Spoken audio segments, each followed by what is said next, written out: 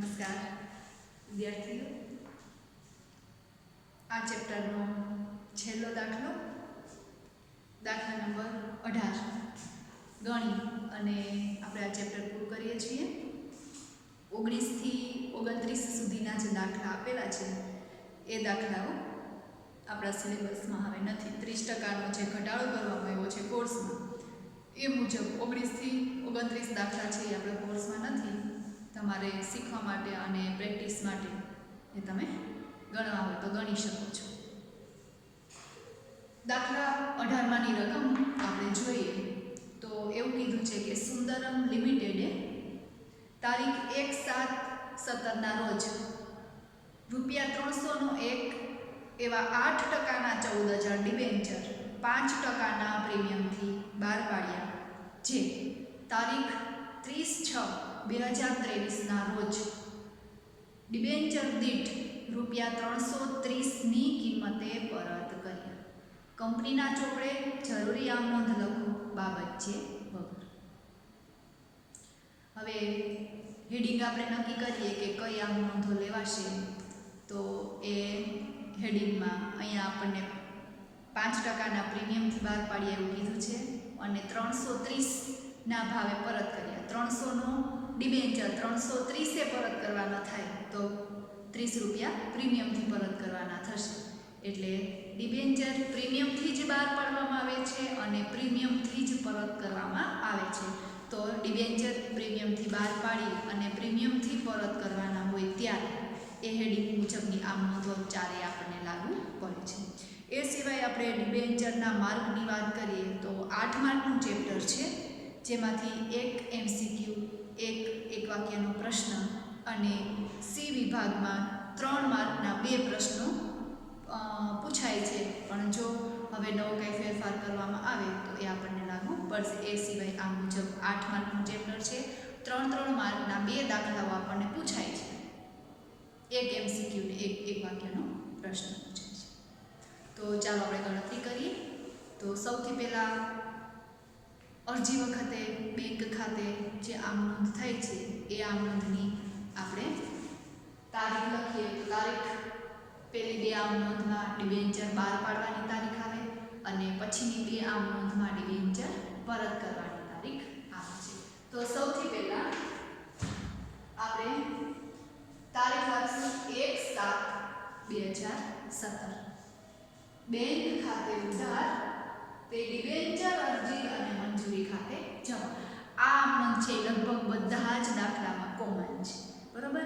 હવે અરજીનો ભાવ આપણે નક્કી કરીએ તો ડિબેન્ચર 14,000 બહાર પાડવામાં આવે છે, અને 315 ભાવ. 315 ભાવ શા માટે લીધો તો 300નો ડિબેન્ચર છે અને એના 5% પ્રીમિયમ. 300ના 5% એટલે ₹15નું પ્રીમિયમ થયું. બહાર પાડતી વખતે પ્રીમિયમ લેવામાં આવે છે એટલે 300માં પ્લસ કરીને લખીએ તો ₹315 લેખે અરજીના નાણાં આપણને મળે છે. તો 14,000 ગુણ્યા 315 તો રકમ આપણને મળે છે 44,10,000. પહેલી આમ નોંધમાં બેંક ખાતે ઉધાર 44,10,000 તે ડિબેન્ચર અરજી અને મંજૂરી ખાતે જમા 44,10,000. હવે આપણે પછીની આમ નોંધોની ચર્ચા કરીએ અને પછી એની રકમ નક્કી કરીએ. તો જેટલી ડિબેન્ચર અરજી અને મંજૂરી ખાતે રકમ જમા થઈ હોય એટલી જ બીજી આમ નોંધમાં ઉધાર રહી છે. ડિબેન્ચર અરજી અને મંજૂરી ખાતે ઉધાર તારીખ સેમ જ રહેશે 1/7/2017. અહીંયા જે રકમ જમા થઈ હોય એ જ રકમ ફરીથી અહીંયા ઉધાર હશે 44,10,000. પછી ડિબેન્ચર બહાર પાડતી વખતે પણ પ્રીમિયમ લેવામાં આવે છે અને પરત કરતી વખતે પણ પ્રીમિયમથી ચૂકવાય છે. એટલે પરત પ્રીમિયમ આપેલું હોય ત્યારે ડિબેન્ચર પરત પ્રીમિયમ એટલે પ્રીમિયમથી ડિબેન્ચર પરત થતા હોય ત્યારે જેટલું પરત પ્રીમિયમ હોય એટલું જ નુકસાન જાય. એટલે અહીંયા 330ના ભાવે ડિબેન્ચર પરત થાય છે તો ₹30 પ્રીમિયમ ચૂકવાય છે. એટલે 14,000 ગુણ્યા 30 તો રકમ મળે છે આપણને 4,20,000. ડિબેન્ચર બહાર પાડતા થયેલા નુકસાન ખાતે ઉધાર 4,20,000. કેવી રીતે આવ્યા તો 14,000 ડિબેન્ચર ગુણ્યા ₹30નું પરત પ્રીમિયમ તે 8%ના ડિબેન્ચર લાખ. 42 લાખ એટલે મૂળ ભાવ. 14,000 ડિબેન્ચર ગુણ્યા 300 રૂપિયા એનો ભાવ એટલે ડિબેન્ચર ખાતે જમા 42 લાખ.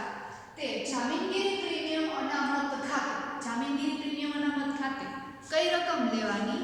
તો જે રકમથી ડિબેન્ચર બહાર પાડતી વખતનું પ્રીમિયમ આવ્યું હોય એ રકમ લેવાની. તો અહીંયા 5% એટલે 15 રૂપિયાનું પ્રીમિયમ આપણે જોયું.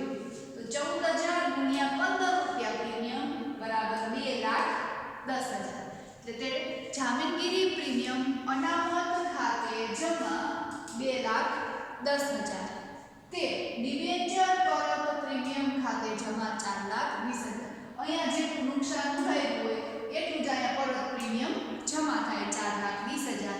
એટલે 14,000 ડિબેન્ચર ગુણ્યા 30 રૂપિયાનું પરત પ્રીમિયમ એટલે અહીંયા રકમ આવી 4,20,000. તો આવી રીતે લગભગ આ દાખલાઓ છે એમાં બીજી આ નોંધ છે એ જ ખાસ મહત્વની છે કે કઈ રકમ ક્યાંથી લેવી. ફરીથી જોઈ જોઈએ. ડિબેન્ચર અરજી અને મંજૂરી ખાતે ઉધાર 44,10,000. ડિબેન્ચર બહાર પાડતા થયેલા નુકસાન ખાતે ઉધાર 4,20,000.